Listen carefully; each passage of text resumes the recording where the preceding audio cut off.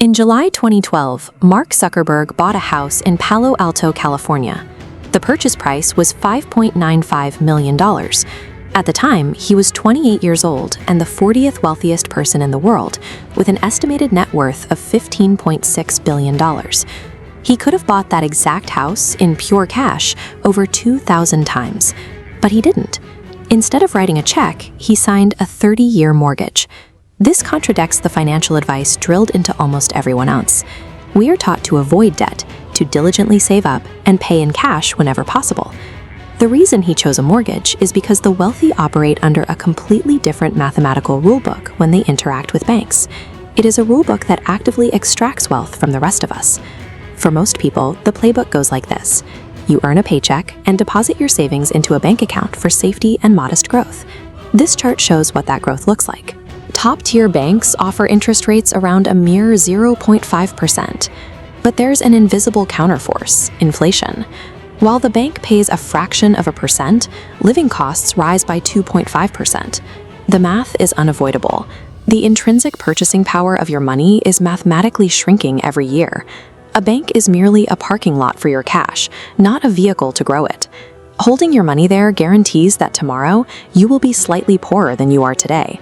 So if the bank isn't actually growing your money for you, what exactly are they doing with your deposit? Most people assume the Federal Reserve is the only institution allowed to print and create money. But looking at a standard bank ledger reveals fractional reserve banking. Every local bank can create money from your deposits. When you deposit $1,000, they don't lock it in a vault. They keep a tiny fraction, say 10%, in reserve. They lend the remaining $900 to someone else. Your account reads $1,000, but the borrower has $900. The bank created new money out of thin air.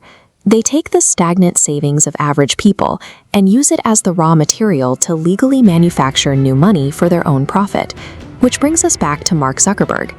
Banks take that newly created money and lend it to billionaires at rock-bottom rates because those individuals hold massive income-generating assets. Zuckerberg's mortgage rate on that Palo Alto house was just 1.05%. Because inflation was closer to 2.5%, the bank was actually losing value on the loan. But for the wealthy, borrowing below the rate of inflation is essentially free money. It allows them to keep their own cash liquid to invest in much higher-yielding ventures. To afford giving cheap debt to the rich, banks need a profitable offset. They find it by issuing high-yield credit card debt to the middle class.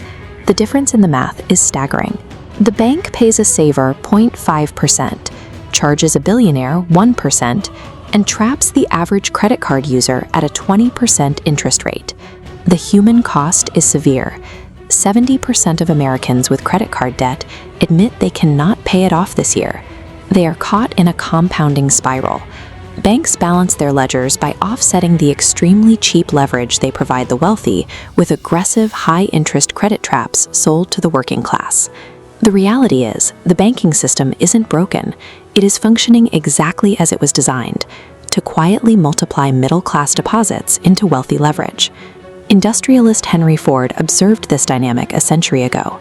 He warned that if the public truly understood our banking and monetary system, there would be a revolution before tomorrow morning.